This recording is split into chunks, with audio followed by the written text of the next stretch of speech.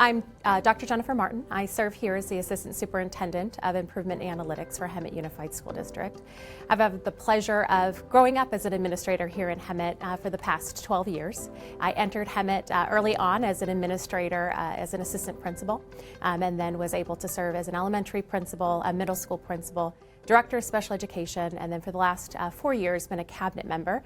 And I started out in a traditional role as an Assistant Superintendent of Student Services, and between Director of Special Education and my role in serving student services, realized that we are not getting the outcomes that we want for kids, especially those who are most furthest from opportunity. And so had an opportunity to really dive into what improvement meant, what continuous improvement and system improvement could look like in a school district.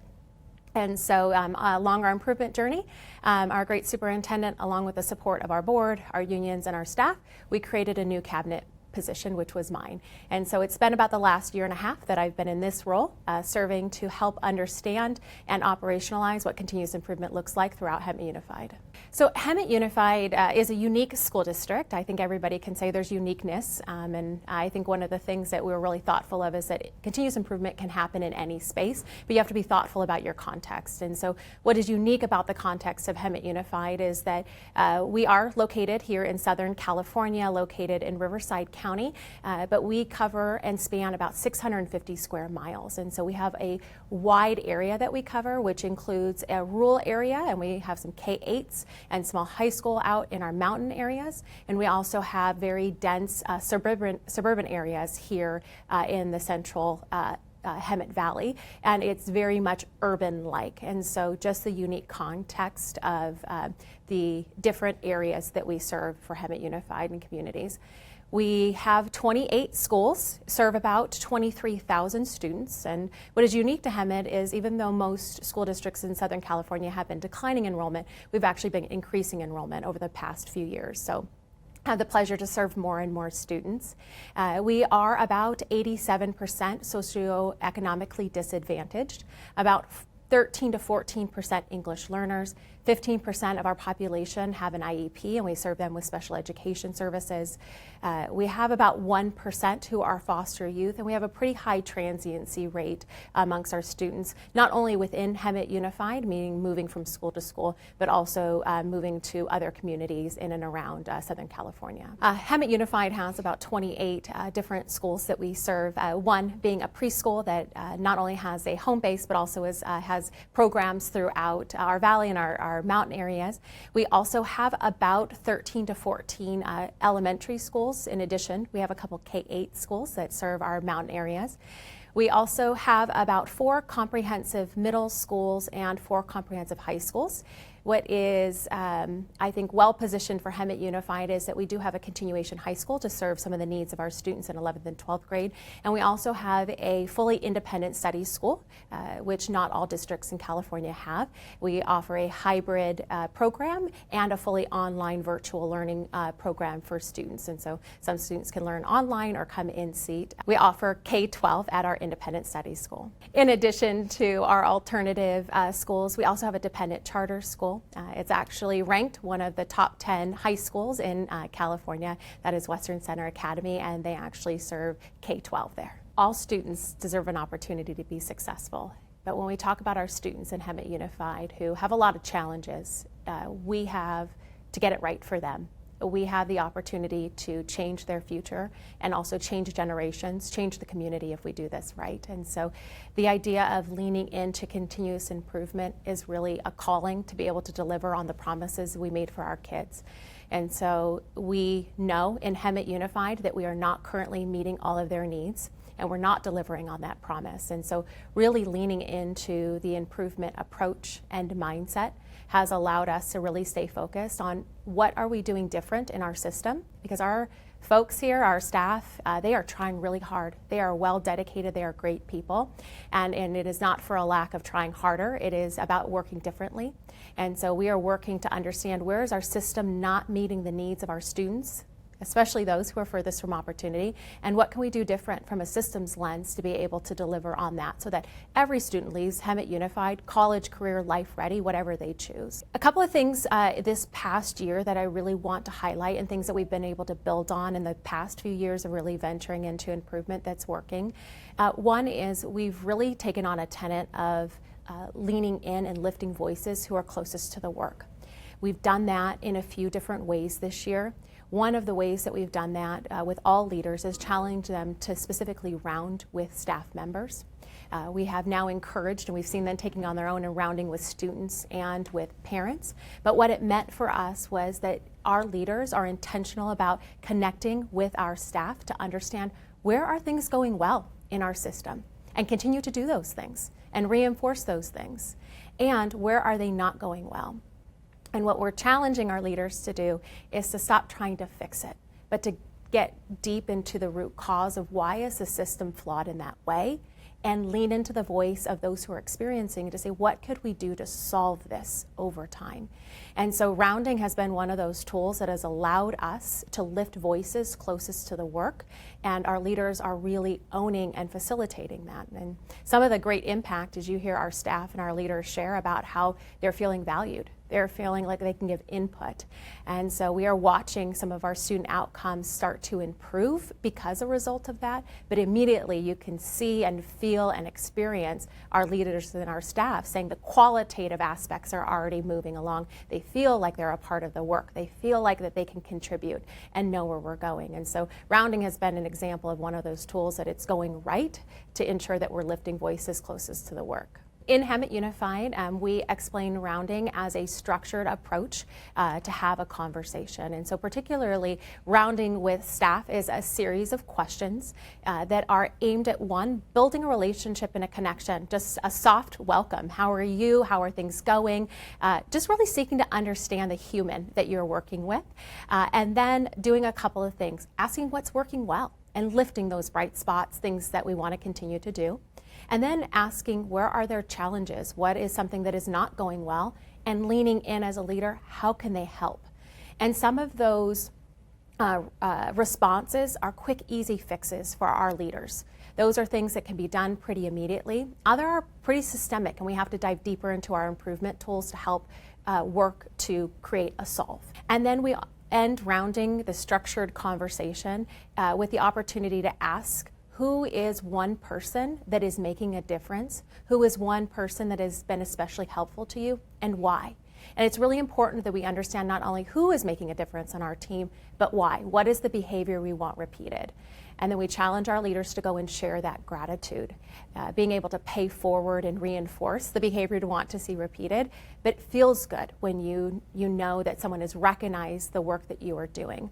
And so not only is the leader understanding where the system is going well or where it could be improved and how they could help from the staff's perspective, but it's also an opportunity to pay forward that feeling of appreciation, because like we said, our staff are working really hard and we want them to know the difference that they are making, not only for our students, but for one another. Hemet Unified had the great fortune of saying we were going to utilize data to make sure data is visible and a part of our decision making.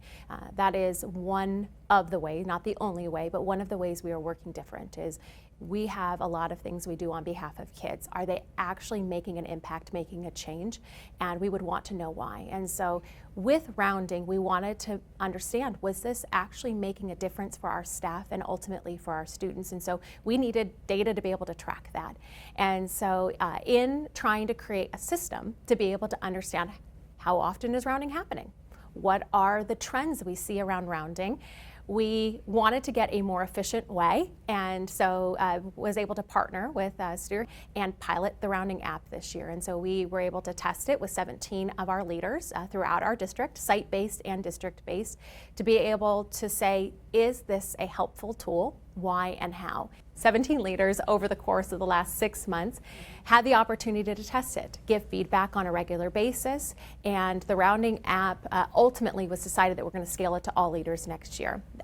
And in fact, when we shared that with our leaders, which is about 150 of them this past month, they actually were all very thankful because it they are all rounding, but how do you as a manager, as a leader, collect that information, be able to follow up on it, and be able to use the trends that you are seeing from it. We had one system, and now we're going to transition into the rounding app because it is reported by these 17 leaders that it is easier. It is more efficient. It allows you to be able to follow up. And we talk a lot about with rounding, you get a lot of great information. You have a responsibility as a leader to follow up on it to ensure that you're building credibility, you're building trust. And so the app is one way to help us stay organized so that we can build that credibility and trust. And we can also act on the things that we are hearing from our staff to be able to actually improve our systems on behalf of our kiddos. So yeah, we're excited about scaling the rounding app to all of our leaders and continue to collect that data and see what it means for our students and staff. I'll share some of the bright spots and some of the impact that it's made. Obviously, we see some of our student data because that is our focus. Our focus is truly on improving the outcomes for kids, but you have to start somewhere. And so we really started with understanding how do we improve the literacy rates. We know literacy can be the key of success for students well beyond leaving Hemet Unified, and so we want to make sure all of our students leaving Hemet Unified are literate. We also want to be able to reduce behavior and the results of suspension, and not because we want to reduce suspension, but because we want to be able to sense the needs of our students and meet those needs well before they are acting on them where they end up getting suspended. And so we've had some really great bright spots as it relates to data improving. We do a daily huddle and aggression log where we put data at the front of all of our conversations every morning around acts of student aggression. And not only have we seen a reduction in student aggression, but we've seen a reduction in our suspensions, not only overall suspensions, but also suspensions related to student aggression. And I think more impactful are some of our sites who have had significant reductions. I'll speak about Rancho Viejo Middle School. They were a school last year that actually was one of the reasons why we started testing huddles and logging at the end of last year. Our middle schools were really struggling with student behavior. It almost was as if that behavior was taking over our schools in a negative way. And how do we respond to those needs? And so we started the daily huddle and the logging with Rancho Viejo and all of our middle schools and really saw a lot of gains. And so we launched it full scale this year for all of our sites.